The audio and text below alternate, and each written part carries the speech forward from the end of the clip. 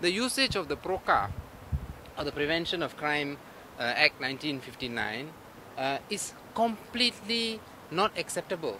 In fact, if you ask me, it is an illegal usage of the PROCA. It is tantamount, firstly, to detention without trial, because you're keeping a person up to 70 days. Its purpose was something else, which is to register persons and confine them to one particular area.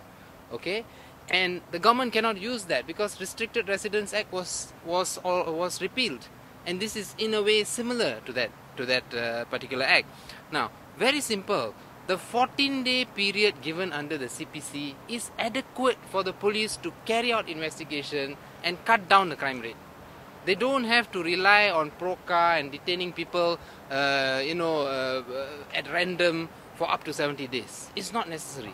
So what we want is, we want to see the crime rate cut down, but we want them to use the existing laws, the CPC. 14 days is a long time to investigate.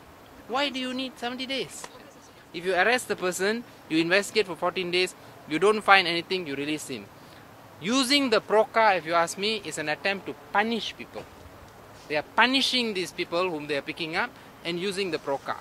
And it is also, if you ask me, an attempt by the police, a big PR attempt by the police, to show that they are doing something about crime. And this is my biggest concern, When the police start engaging in PR attempts to make it seem to the public that they are doing something, the real criminals are not caught. The real fellows with the guns, where are they? Instead, you're just picking up every fellow with some small infraction and putting him under the PROCA. What's the basis for putting these people under the PROCA? We don't know. Everything is being done, and the numbers that they are arresting is serious. You cannot arrest 600 or 700 people over a weekend. That's what they've done. It's unprecedented.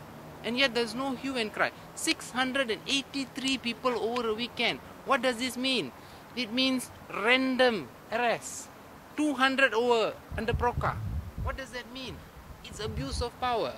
So I would demand, for the sake of public safety, stop using the PROCA, use the Criminal Procedure Code, and instead of going around doing random arrests everywhere, use intelligence gathering, use good policing, find out where the people with the guns and those involved in recent shootings are, and arrest them.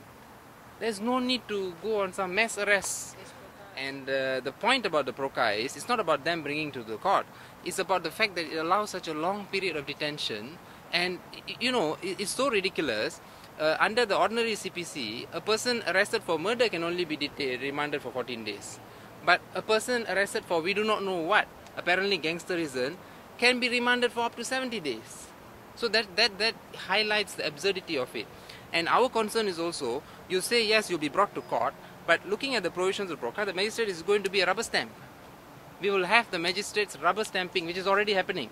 Magistrates are rubber stamping PROCA applications. I am disappointed with the magistrates and with the judiciary. They should have taken a firmer line, and those remands should not have been allowed by the courts. I don't know who the lawyers are acting for them, but there should be appeals and there should be writs of habeas corpus being issued left and right in this matter.